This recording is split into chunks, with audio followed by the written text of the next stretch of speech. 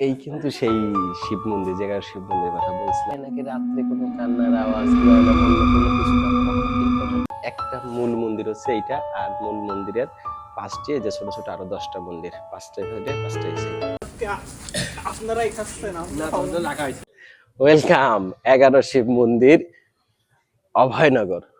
আজকে আমি রওনা দিয়েছি খুলনা থেকে অভয়নগর। আজকে আপনাদেরকে নিয়ে যাবো যশোর জেলার ঐতিহাসিক 11 শিব মন্দির, যেটা অভয়নগরে অবস্থিত। চলুন আমাদের সাথে, আজকে ওখানে যাচ্ছি আর কি কি করছি আপনাদেরকে দেখাবো। 11 শিব মন্দির হলো একটি প্রাচীন হিন্দু মন্দির কমপ্লেক্স, যা যশোর জেলায় অভয়নগর উপজেলার বাঘটিয়া ইউনিয়নের ভৈরব নদীর তীরে অবস্থিত। যশোর সদর এলাকা থেকে এই স্থানের দূরত্ব প্রায় 45 কিলোমিটার, আর খুলনা সদর থেকে এই স্থানের দূরত্ব প্রায় 50 কিলোমিটার। পূর্বের প্রস্তুতি যেহেতু নেওয়াই ছিল, সেহেতু খুব সকাল সকাল অভয়নগরের উদ্দেশ্যে রওনা হয়ে গেলাম আমরা। দিজাই ঘাট আমরা চলে আসছি। এই ঘাটে আমরা এখন খেয়া পারাবো। মোটরসাইকেল আর একজন ম্যান 10 টাকা, আর দুজন ম্যান হলে 15 টাকা। এখন আমরা ঘাট পার হবো, পার হয়ে ওপারে যাব। পার হয়ে হয়তো আর অল্প কিছু পথ, আমার সব জানা নেই, তবে ওই পাশে জিজ্ঞাসা করে আমরা যাব। তো চলুন আমাদের সাথে, আমরা ওখানে যাই, আর ওখানে যে কি করছি আজকে আপনাদেরকে দেখাচ্ছি সেটা। এইটা ওই সাইডটার লোকেশনটা দেখায়। এই নদী অনেক ছোট, বাট নদীতে দেখেন কি পরিমাণ লাইটার চান্স। 11 শিব মন্দির এদিকে, এদিকে কত পথ? 10 মিনিট, ও 1-2 মিনিট লাগবে তো। খেয়াঘাট পার হয়ে রাস্তার বাম সাইডে 2 থেকে 3 মিনিট হাঁটলেই আপনারা পৌঁছে যাবেন 11 শিব মন্দিরে। ওয়েলকাম 11 শিব মন্দির, অভয়নগর।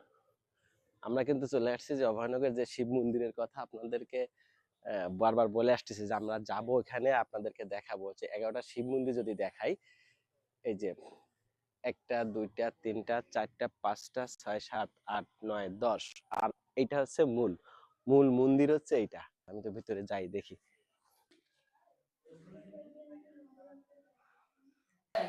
এই কিন্তু সেই শিব মন্দির, জায়গার শিব মন্দিরের কথা বলছিলাম। এই একটা মূল মন্দির হচ্ছে এইটা, আর মূল মন্দিরের পাঁচটি এই যে ছোট ছোট আরো 10টা মন্দির, পাঁচটায় সাইডে পাঁচটায় সাইডে। আর এই মন্দিরে শুধুমাত্র শিবলিঙ্গটা স্থাপন করা আছে, আর ওইগুলোর ভিতরে একটাও নাই। হ্যাঁ, এটার সম্পর্কে অনেক কিউরিওসিটি কাজ করছিল অনেক আগে থেকে, আসবার করে, তো আজকে আসার সৌভাগ্য হয়েছে। এটা হচ্ছে মূলত সেই শিব মন্দির।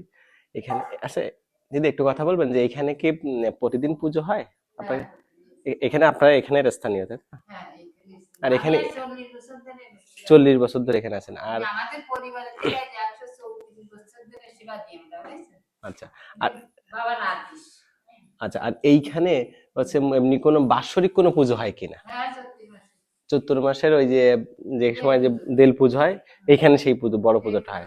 এই মন্দিরগুলো সৃষ্টির মূলে জড়িয়ে আছে রাজকন্যা অভয়া ও রাজা নীলকণ্ঠ রায়ের নাম। রাজা নীলকণ্ঠ রায় তার কনিষ্ঠ কন্যা অভয়ের জন্য এই মন্দিরগুলি নির্মাণ করেছিলেন। মন্দিরগুলি মূলত ইট ও চুন সুড়কির নির্মাণ শৈলীতে তৈরি করা হয়েছে। ওই সময়কার মানানসই উপকরণ ছিল। প্রতিটি মন্দির মাঝখানের উঠানের দিক মুখ করে নির্মিত। মূল মন্দিরটির দৈর্ঘ্য প্রায় 24 ফুট 4 ইঞ্চি, প্রস্থ প্রায় 22 ফুট 3 ইঞ্চি ছিল, এবং দেয়ালের প্রস্থ ছিল প্রায় 3 ফুট 4 ইঞ্চি। পূর্ব ও পশ্চিম দুদিকার সিরিজের 4টি করে মন্দির ছিল, এবং দক্ষিণের প্রবেশ পথে দুদিকে 2টি মন্দির থাকতো। এভাবে মোট 11টি মন্দির ছিল। পুজো শেষ হলে আমরা এখান থেকে প্রসাদ নিয়ে যাবো। এটা কি সেই কুষ্টি পাথরের? না, সে আর মনে হয় নাই, সে তো সব নিয়ে গেছে। ওই ওই যে বাইরের যে 10টা মন্দির, ওইখানে তো ছিল নাকি? হ্যাঁ ছিল। ওখানেও তো প্রত্যেকটা শিবলিঙ্গ ছিল। ছিল, আমি এসে আমার বিয়ের পরে আমি এসে দেখি। আচ্ছা, এখানে আরেকটা জিনিস, ওই যে আমরা ওই পাশে একজন দাদুকে জিজ্ঞাসা করছিলাম যে এখানে তো মূলত যে রাজা নীলকণ্ঠ রায়ের মেয়ের নামে, অভয়ের নামে, এইটা এই গ্রামের নাম আছে, গ্রামের নাম হচ্ছে অভয়নগর, আর থানার নামও থানা অভয়নগর। থানায় অভয়নগর। আচ্ছা, এখানে আরেকটা জিনিস আমি একটু শুনতে চাচ্ছি। মূলত আমরা অনেক ইউটিউবে ফেসবুকে দেখছি যে এখানে নাকি রাত্রে কোনো কান্নার আওয়াজ কিংবা অন্য কোনো কিছুতে আপনার কখনো ফিল করেন?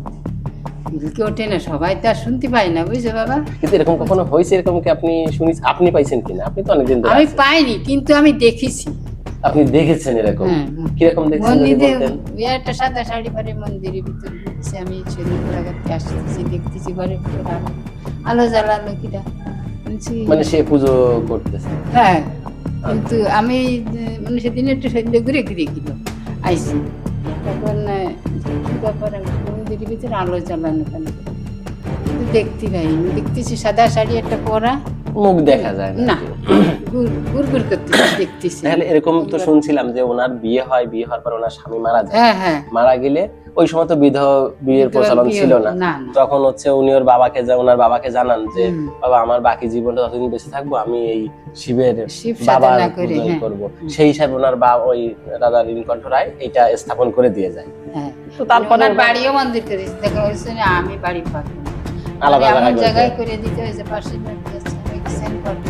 নদীতে আরে চান আমার করেছে। 1.5টা না তো, আমার 11টা মন্দির করে দিতে হবে, আমি যাতে সারাদিন ওই নিয়ে থাকতে পারি।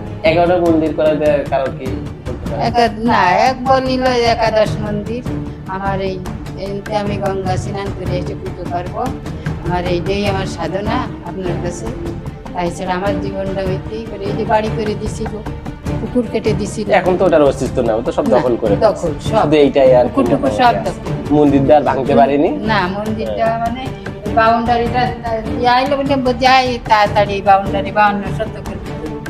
এই যে বাউন্ডারি আছে না, এসে 52 শতক করে দিতে হবে। বাউন্ডারিটা দিয়ে আইলে বলে এতে দিতে হবে। এটা এটুকু আছে, ওটা দখল করতে পারে। হ্যাঁ।